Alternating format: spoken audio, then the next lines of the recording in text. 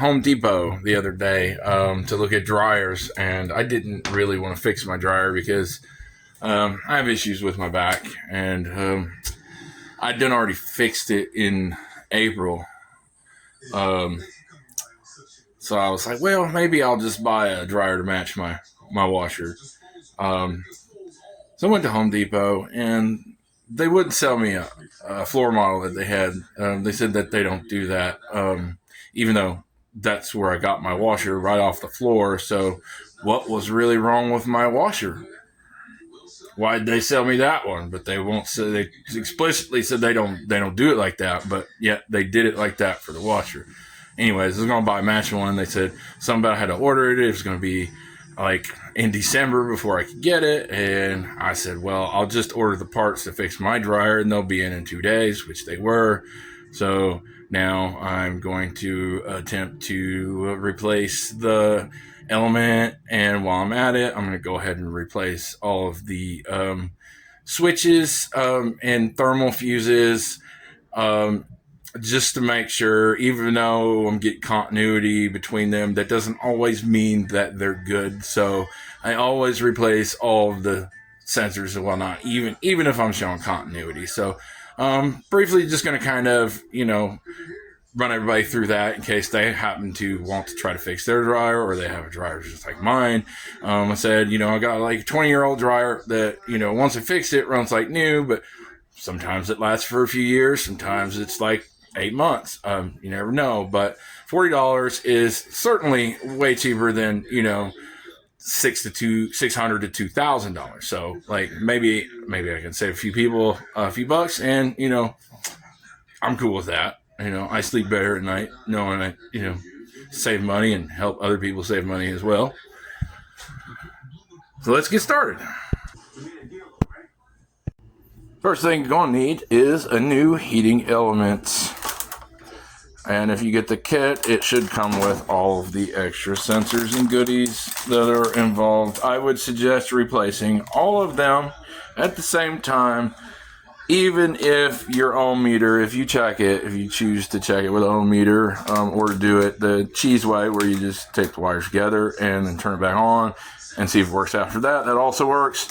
Or you can put the thermal fuses on hot plate and set it at the temperature that the thermal fuse is regulated for, and then it will stop. And then you can check the continuity for a thermal fuse that way, Or you could just spend a couple extra bucks, get all new stuff, and replace it all at once, which is what I'm doing. So I've got the back off. I'm replacing this, which is that.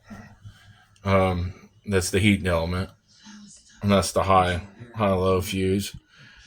Or is that? I don't know. Anyways, and then there's the thermal fuse, which cuts off if your blower with your lint trap and everything gets too hot. This will shut off, and more than likely that's usually your problem, and you just have a lint problem, and you probably need to clean out your hose that's going out of there, or take this apart and it comes out from here, and then you can clean that out. There's stuff down in there. If this keeps going out, that's what's causing it. And I'm also going to replace this. Not even sure what it is, but I'm going to replace it anyways. Once you get all that stuff replaced, then it should work just like new. This, you take off, there's a screw here, and then another one on the other side, just like it. You take those two out and disconnect these, and this slides right out. Before you install this sensor on this, there's a little lip right here, and you need to bend it up.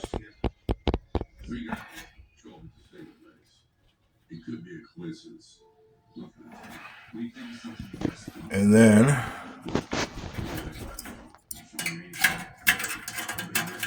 you can slide it on there like that.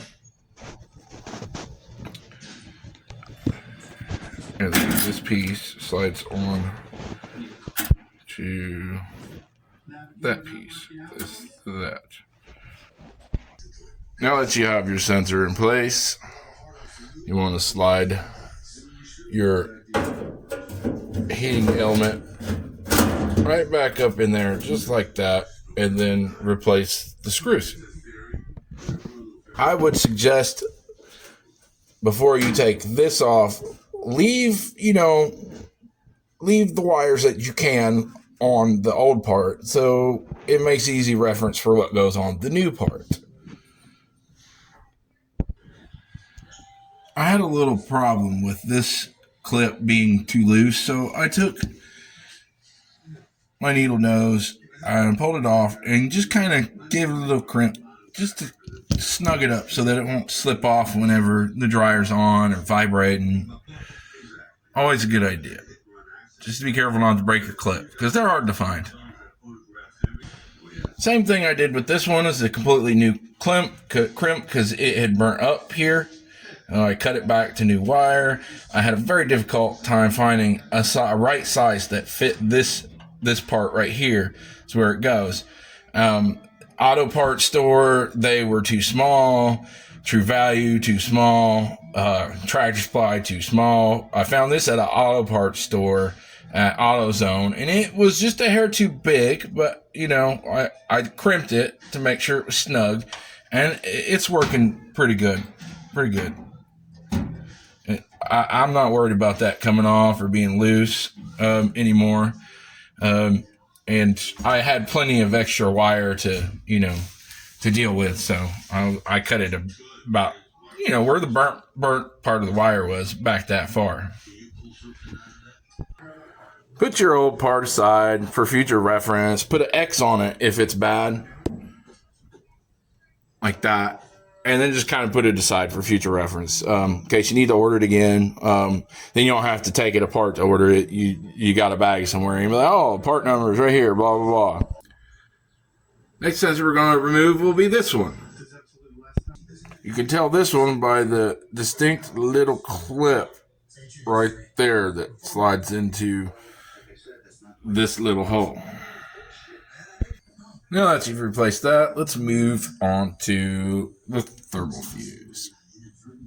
This shuts off if the heat exceeds a certain amount, and that's like a fire safety switch, because sometimes like these blower motors, they collect lint sometimes, especially if you got a bad lint trap, or you just don't clean your dryer for years.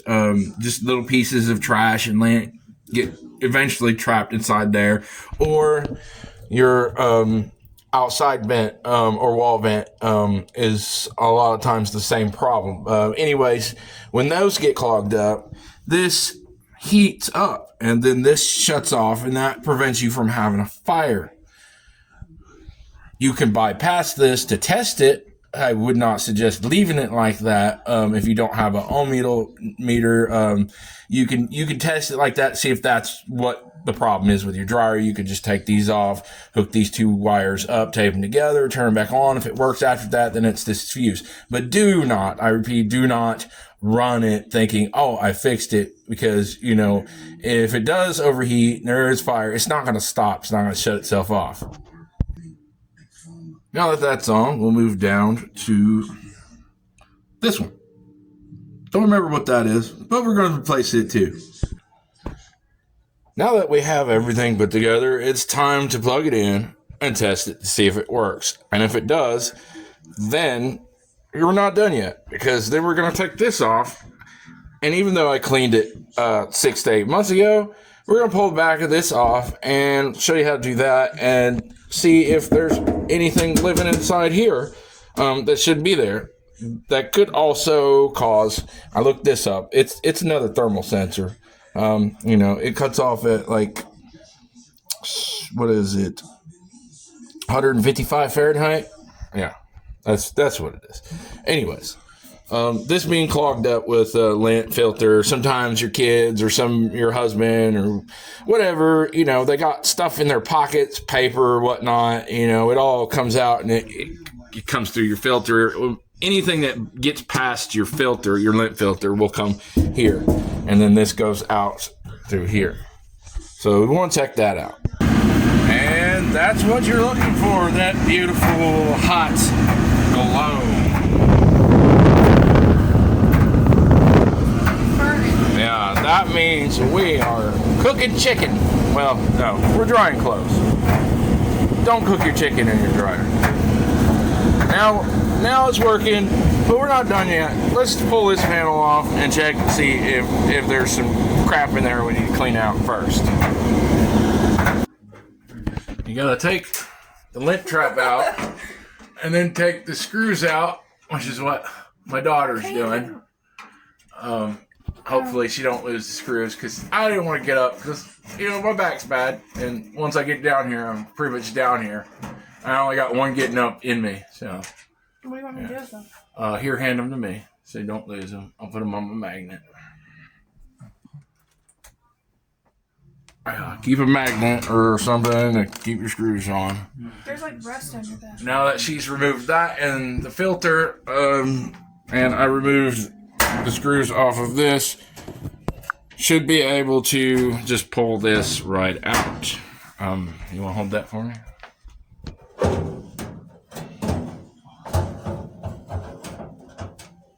My hands are shaking.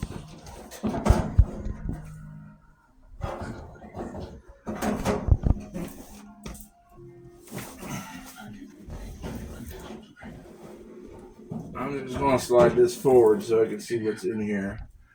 Come down here. So you want to check this out and see if there's anything crazy behind here. And there's not. I did a fairly good job cleaning this out before. I mean, it was bad before. I had BBs and bullets and all kinds of stuff in it because it wasn't mine. I'd bought it used. But I'm going to go ahead and pull like stuff like this out and just give it a fresh little...